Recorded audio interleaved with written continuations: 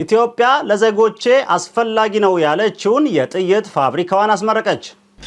አሁን ላይ በበቂ ሁኔታ እየተመረተ ያለው ጥይት ወደ ህብረተሰቡ ደረት ለማድረስ እየተሰራ ሲሆን የጥራት ደረጃውን ለማረጋገጥና ለመሞከር የዩኒቨርሲቲ ዳቦች ላይ ሊተኮስ ነው።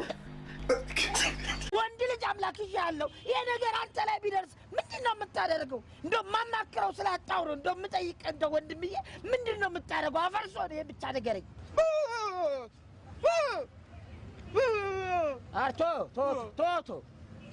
ቶ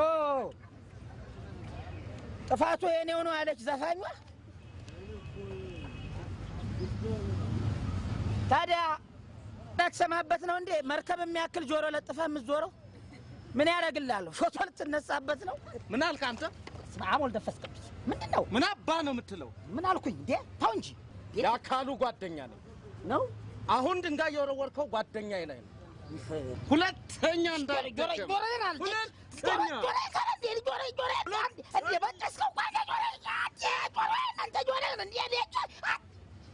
እንዳይደገም